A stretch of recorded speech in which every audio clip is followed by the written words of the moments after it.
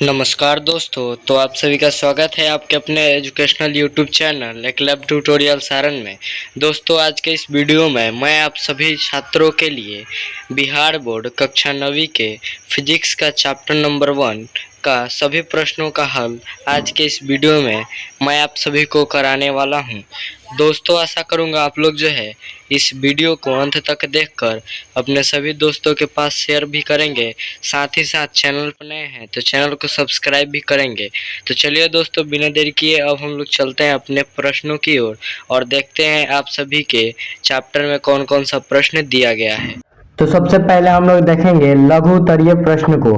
पहला प्रश्न आपका दिया गया है, किसी राशि के परिमाण के पूर्व विवरण के लिए किन बातों का ज्ञान आवश्यक होता है, एक उदाहरण देकर समझाइए। यानी हमें क्या करना है, बताना है कि अगर हमें किसी राशि के परिमाण को बताना है तो उसके लिए किन किन बातों का ज्ञान हमें रखना है, उसको हमें उदाहरण के साथ लिखना है। तो चलिए देखते हैं इसका आंसर जो है क्या होगा।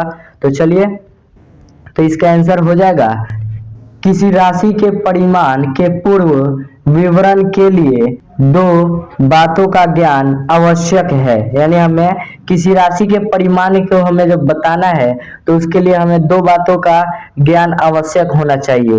तो कौन कौन सा है, तो देखिए पहला दिया गया है, एक मात्रक यानी यूनिट जिसमें राशि को व्यक्त किया गया। यानी हमें किसका ध्यान रखना है, पहला ध्यान रखना है कि कोई मात्रक जो है जिसमें राशि को क्या किया गया है, रखा गया है, यानी उस मात्रक के अनुसार राशि को रखा गया है। दूसरा हो जाएगा एक संख्यांक यानी नंबरल जो यह बताता है कि दी गई राशि में वह मात्रक कितना बार शामिल है।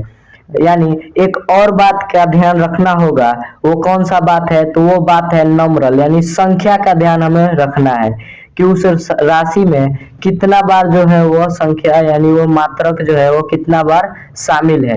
तो चलिए देखते हैं आपका दूसरा प्रश्न। तो आप सभी का दूसरा प्रश्न दिया गया है, आधारी और व्युत्पन्न राशि किसे कहते हैं, इसके दो दो उदाहरण दे। यानी हमें क्या करना है, आधारी राशि और व्युत्पन्न राशि किसे कहते हैं ये बताना है और इसके दो दो उदाहरण भी देने हैं। तो पहला देखिए, हम लोग देखेंगे पहले आधारी राशि के बारे में। तो देखिए आधारी राशि वे राशियां जो स्वतंत्र मानी जाती है, जैसे लंबाई, द्रव्यमान इत्यादि। वास्तव में आधारी राशियां 7 है। आधारी राशियां किसे कहते हैं, तो वैसी राशियां यानी वे राशियां जो स्वतंत्र मानी जाती है, यानी उस पर किसी भी प्रकार का जो है दबाव या फिर किसी भी प्रकार का उसमें कोई उलझन ना हो, उसे हम क्या कहते हैं, आधारी राशि कहते हैं। जिसमें क्या क्या आ जाता है, लंबाई आ जाता है, द्रव्यमान आ जाता है, और कुल जो राशियां हैं जितने भी आधारी राशि है वो वास्तव में कितनी होती है, तो वह वास्तव में 7 होती है। चलिए देखते हैं आपका इसमें अगला, यानी व्युत्पन्न राशियां। तो देखिए व्युत्पन्न राशियां किसे कहते हैं हम लोग देखेंगे। तो व्युत्पन्न राशियां हो जाएगी वे राशियां जो आधारी राशियों के पदों में व्यक्त की जाती है। यानी वे राशियां जो आधारी राशियों के साथ मतलब साथ या उसके पीछे जो है व्यक्त किया जाता है, उसे क्या कहते हैं हम लोग, व्युत्पन्न राशियां कहते हैं। जैसे में क्या हो जाएगा, क्षेत्रफल हो जाएगा, आयतन हो जाएगा आदि। फिर देखिए आप लोगों का तीसरा प्रश्न दिया गया है, संस्तक पद्धति क्या है, हमें बताना है संस्तक पद्धति जो है वो क्या कहलाती है। तो देखिए आंसर इसका हो जाएगा, सभी प्रकार की राशियों के लिए मात्रकों के पूरे समूह को संस्तक पद्धति कहते हैं। यानी जितनी भी राशियां हैं और उनके जितने भी मात्रक है उनको एक जगह इकट्ठा किया जाता है, यानी एक समूह में रखा जाता है, और उस समूह को हम क्या कहते हैं, उस समूह को हम लोग संस्तक पद्धति कहते हैं। फिर देखिए आप सभी का चौथा प्रश्न दिया गया है, एसआई मात्रक यानी एसआई यूनिट्स के गुण लिखें। यानी हमें इस प्रश्न में क्या करना है, एसआई मात्रक का हमें गुण लिखना है। तो चलिए देखते हैं क्या क्या गुण हो जाएगा एसआई मात्रक का। तो पहला यहाँ पे देखेंगे हम लोग एसआई मात्रक के गुण। तो पहला गुण हो जाएगा, यह मात्रकों की अंतरराष्ट्रीय पद्धति है। यानी ये जो मात्रक है यानी एसआई जो पद्धति है वो क्या है, अंतरराष्ट्रीय पद्धति है। यह मात्रकों की अंतरराष्ट्रीय पद्धति है जिसे प्रत्येक देश में आसानी से समझा जा सकता है। यानी इस मात्रक की पद्धति को, यानी इस अंतरराष्ट्रीय पद्धति को प्रत्येक देश, यानी वो दुनिया की कोई भी ऐसा देश, कोई भी देश हो, उसमें इस राशि को, यानी इस पद्धति को आसानी से समझा जा सकता है। फिर देखिए आप सभी का दूसरा गुण इसमें हो जाएगा, इस पद्धति में ज्यामिति के दो राशि समतल कोण तथा घन कोण जो भौतिक राशि नहीं है, वे मापकों को भी संपूरक मात्रकों के रूप में परिभाषित किया जाता है। फिर देखिए आपका अगला प्रश्न, यानी पांचवा प्रश्न दिया गया है, मापक की अनिश्चितता से आप क्या समझते हैं। यानी हमें बताना है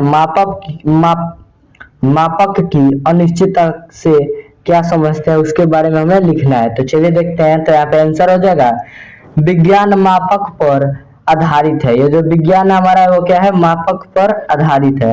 यदि मापक सही नहीं होता है तो यह अनिश्चित होता है। यानी जो मापक है वो सही नहीं होता है तो क्या होता है, अनिश्चित होता है।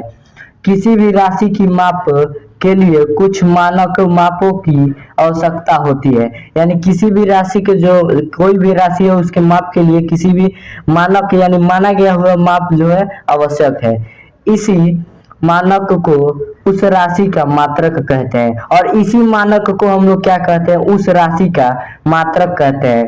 यदि राशि की माप के लिए कुछ मानक मापी नहीं होंगे तो आपकी माप अनिश्चित होती है, उसके मान भी अनिश्चित होंगे।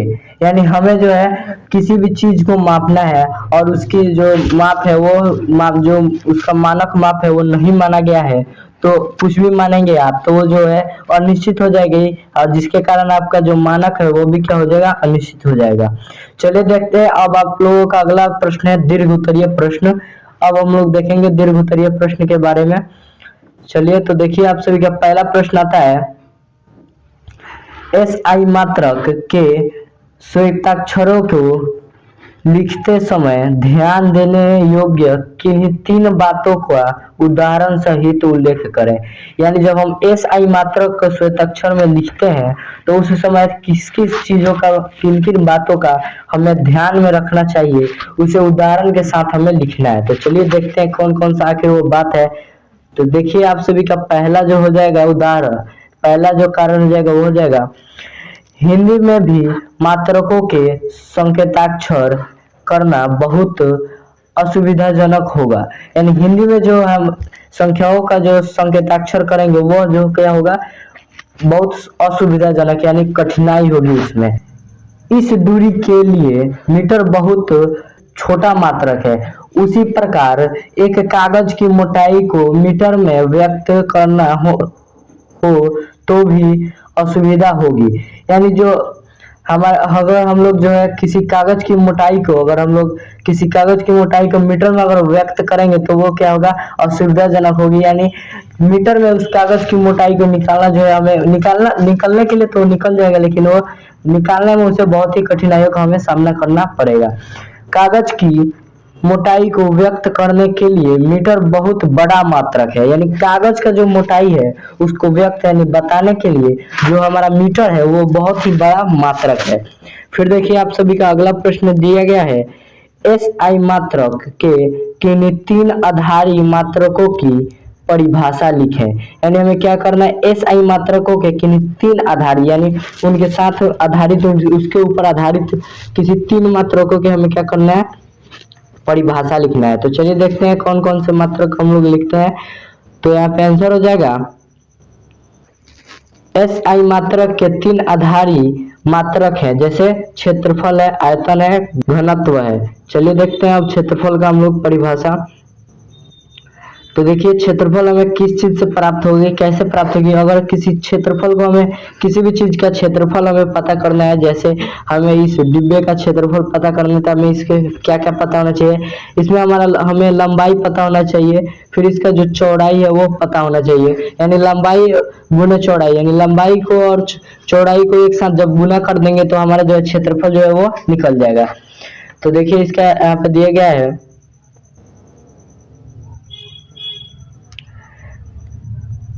क्षेत्रफल का मात्रक लंबाई का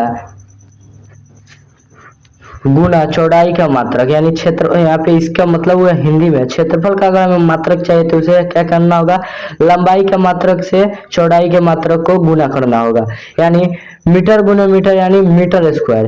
यानी अगर मीटर है लंबाई में, फिर चौड़ाई में भी मीटर है, तो वहाँ पे क्या हो जाएगा, जैसे मान लीजिए लंबाई 2 मीटर है, चौड़ाई 3 मीटर, यानी 3 दूने 6 यहाँ पे हो जाएगा, और दोनों क्या हो जाएगा, मीटर स्क्वायर हो जाएंगे। इसी इसका कहना यानी मीटर गुने मीटर का कहना यही हुआ। चलिए देखते हैं अगला। अतः क्षेत्रफल का एसआई मात्रक मीटर स्क्वायर है, यानी क्षेत्रफल का जो एसआई मात्रक जो है वो क्या होता है, मीटर स्क्वायर होता है। चलिए देखिए दूसरा हमारा आयतन का हम लोग देखेंगे। आयतन का हमें निकालने के लिए क्या करना होगा, आयतन का अगर हमें किसी चीज का आयतन निकालना है तो हमें क्या पता होना चाहिए, लंबाई पता होना चाहिए, चौड़ाई पता होना चाहिए और ऊंचाई पता होना चाहिए। तीनों को एक साथ अगर हम गुना कर देंगे तो क्या होगा, हमारा जो आयतन वो निकल जाएगा। उसी प्रकार जो आयतन का मात्रक जो है, यानी लंबाई का मात्रक यानी मीटर, चौड़ाई का मात्रक मीटर, फिर यहाँ पे ऊंचाई जो है मीटर में दिया हो, तो इन तीनों का अगर हम लोग गुना कर देते हैं तो यहाँ पे हमारा क्या आ जाएगा, मीटर क्यूब आ जाएगा। यानी अतः आयत का एस आई मात्रक क्या हो जाएगा, घन मीटर क्यूब। यानी हम लोग जो है आयत का जो एस आई मात्रक है उसे क्या कह सकते हैं, घन मीटर क्यूब कह सकते हैं। फिर देखिए आपका अगला दिया गया है घनत्व।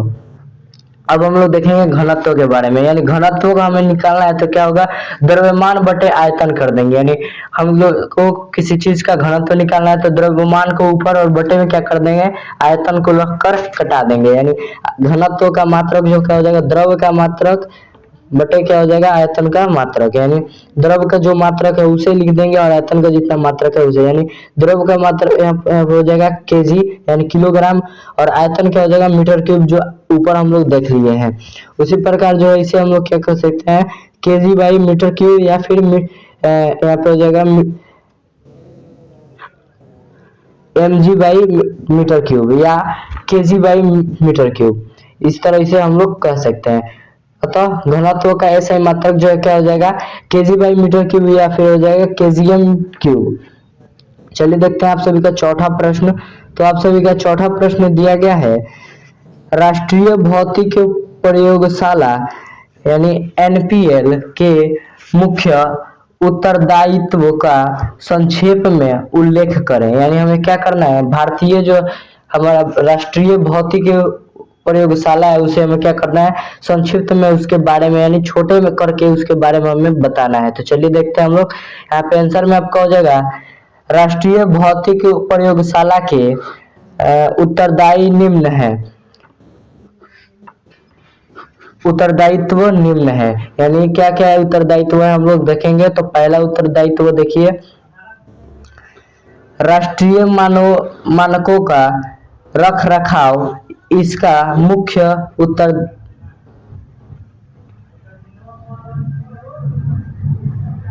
राष्ट्रीय मानकों का रख रखाव इसका मुख्य उत्तरदायित्व है। यानी राष्ट्रीय जितने भी मानक है उसका रख रखाव करना जो है एनपीएल का क्या है, मुख्य उत्तरदायित्व है। दूसरा हो जाएगा परीक्षणों और प्रयोगों द्वारा मानकों का निर्धारण करना। दूसरा क्या हो जाएगा, परीक्षणों और प्रयोग, यानी परीक्षण करके प्रयोग करके मानकों का निर्धारण यानी उसका निर्माण करना, इनका जो है कार्य है। फिर देखिए जांचों के आधार पर किसी निष्कर्ष पर पहुंचना, जांचों के आधार पर किसी भी निष्कर्ष पर पहुंचना इनका जो है कार्य है। फिर हो जाएगा संभावित कारणों का अनुमान लगाना, यानी कोई भी चीज हो रहा है किस कारण हुआ, कैसे हुआ, उसका जो है अनुमान लगाना। फिर हो जाएगा घटनाओं का सावधानी पूर्वक परीक्षण करना। जो घटना है उनका क्या करना, सावधानी पूर्वक जो है परीक्षण करना। इसी के साथ ये जो हमारा वीडियो समाप्त होता है, मिलते हैं हम लोग नेक्स्ट वीडियो में, तब तक के लिए धन्यवाद। अगर आप लोग चैनल पर नए हैं तो चैनल को सब्सक्राइब कर दीजिएगा, वीडियो को लाइक कर दीजिएगा, साथ ही साथ अपने सभी दोस्तों के पास शेयर भी कर दीजिएगा।